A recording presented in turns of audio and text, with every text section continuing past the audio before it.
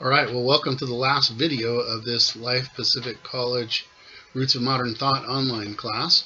Congratulations for making it this far, and good work, hard work that you've put in, and energy and time. I really appreciate, and I know will pay great dividends as you finish the course and as you complete the final exam. What I want to do in this video is just quickly talk about just the summary overview of all that we've kind of journey through together, and then focus you on the final exam study guide, which you can download early or as early as you'd like in the week, final week of the class, May 6th to May 12th, and prepare for the exam. So I'll talk about how to do that best from that document. Just in reviewing the class, let's just recall that we've covered a lot of ground in this class in a very short period of time. Again, that's one of the reasons why I really want to tell you how much I appreciate your hard work. On-ground versions of this class have been offered in the past, but this is really the first time that online has been offered. And while it's an enjoyable class in any setting and delivery system, it is a lot of information to cover in a short period of time online. So believe me, I'll be grading graciously as I consider how much you've accomplished with that in mind. But let's talk about what we've talked through. Really, the focus of this class, as I mentioned to you before, is really defining and contextualizing postmodernism, or what I like to call late modernism. You can do that from the perspective of analyzing the content of post or late modern belief, and you can do that more commonly chronologically by looking at the evolution of thought process in the philosophical realm. We've done both in this class. We've learned that I prefer to call late modern thinking, as I find it today, just that, late versus post, because I'm not particularly persuaded that we're completely out of the modern era yet. The modern era really began in the post-Enlightenment period in the West and in Western Europe, around about the time of the Reformation and proceeding forward. There were, as we've talked about in the class, a number of movements and major shifts in thinking: humanism, the rise of the scientific method, the Reformation itself, and Protestantism. Just a number of things that we covered in detail in the class that really shifted people's consciousness and thought process, and have left us questioning and disassembling many of the presumptions of the era that ran from about that period, call it 1500, to the current day, around about the 1960s. You might recall from other history classes in your own cultural experience that the 1960s in America represented a very turbulent time of massive change and disillusionment. And I would call that the beginnings of the collapse of the modern period in America. I would call that what, again, the terminology that I like to use in this class, I would call that late modern or late modernistic epoch or era or period that leads right up to the current day. So you're talking about the last 50 years or so. That's a long way around a short point, but in the last 50 years, we've moved, more dramatically away from the modern mindset and into a different period of thought process that we're calling postmodern, alongside most of the scholars in America today. But I'm not sure we've reached the depth of and the breadth of, in terms of where we're headed next. So when we talk about postmodernism, from my point of view, we're talking about the beginning of a whole new way of thinking about the classic questions of philosophical endeavor and even theological endeavor. So in that, we've talked through in a very brief way, and I wish we had more time, but we've really skimmed the surface of the basic elemental categories of philosophy that would include logic and argumentation, epistemology, metaphysics, human nature, the philosophy of religion, ethics. These are classic categories of knowledge that have expanded and morphed over the course of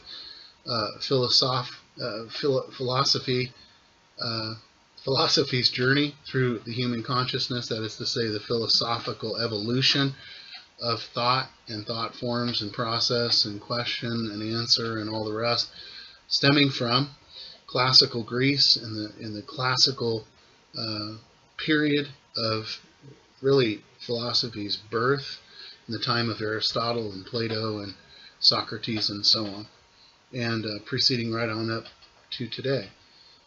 We've tried to take note of some specific ways that these categories of knowledge within philosophy have shifted and changed, and I've tried to point you toward appreciating just where those changes have led us in this late modern, postmodern period.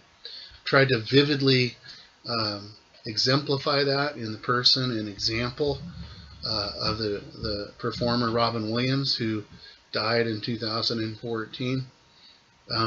But in trying to capture the essence of what it means to be a person caught in late modern thought form, I think his performance, which is really not a performance, it's really just putting Robin on display for everyone to see, lends itself to us appreciating the fracturedness, the diversity, the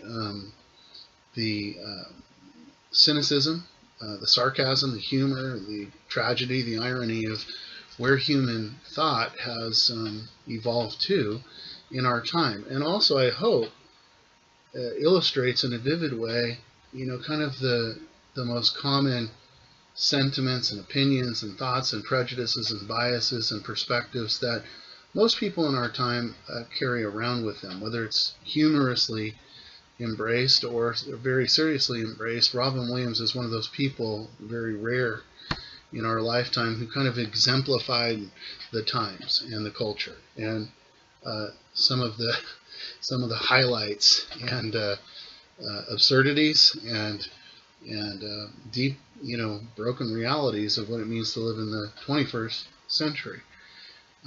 In all that, again, I've tried to point you toward understanding that late modern, postmodern thought as we encounter it today, characterized as it is by this idea that life doesn't make sense, that really truth is what you want it to be, that everything is kind of relative, and some of the other things that we talked about in class have come from a certain place, that they've come out of a long history of human struggle, and that they're not just popping on the scene in the 21st century, and certainly they're not embracing and expressing anything that the gospel and the Christian worldview from a biblical perspective hasn't already addressed somewhere down the line. It's just that in our day, life has, in human thought form, packaged itself in a very interesting way. And again, that's what the class is about, trying to identify and analyze that and get a beginning handle on that. With all of that, in 8 weeks, you can only get so much done. And so I hope that you have been able to get a beginning handle on all of that, and that it's been meaningful to you as you thought about your own spiritual growth and process and your own calling in the kingdom to minister the gospel to those who are unconvinced and uncommitted, and to find answers, real answers, within a Christian worldview that provides substantial hope for human beings who, like so many generations before us, are struggling with the essential questions of existence. So with that, it's kind of the class in a nutshell. I want to point you towards the study guide and give you a couple of thoughts on how to handle this tool as successfully as possible. First of all, let me just say, and I didn't say it online in any written way, but I'll just say that the final exam study guide is the final exam. The questions are basically the same. I've tried to give you questions in the flow as it unfolded in our class around the topics that I just reviewed, meaning that you'll notice as you're researching, and I hope you do, download this study guide and spend some time preparing for the final exam by taking notes on the content material that we've covered. You'll notice that questions 1 through 10 run in the same parallel kind of chronology as the material in the course. In other words, question 1 has to do with human consciousness, and you'll find the answers to that in the essay that I gave you the very first week. Question 2 has to do with modern and postmodern thought process, and you'll see that early in one of the PowerPoints. I believe it's the one regarding Robin Williams, who I just mentioned. So, you know, the questions progress in the same order as the content in the class was given to you. So that's one thing. Second thing is, I'm going to call this an open book test. That is to say, you can use all your materials, put your books, put your notes, put your PowerPoints in front of you when you take the exam. There's no secrets here, there's no ambush, there's no surprises, okay? Use all that material, but be wise and go through and make notes to yourself, both on the answers and where to find the answers, on the final exam study guide as a preparation. And in doing so, you'll review the class well, and you'll review what you've already studied well, and you'll be reminded in a global way of everything that we've covered, and you'll know where to go to get the precise answers for the questions on the final exam. So that the preparation for the final exam becomes as important, if not more important, than the actual writing out of the answers. With that, you download the final exam on Friday. You have till Sunday at midnight to finish it. Write your answers on the actual final exam paper in the space provided. Scan and upload that thing back in, probably as a PDF or Word document or whatever, and put it back on the portal for me to grade. Okay, so the final exam is not complicated. It's very straightforward. The information is all there for you.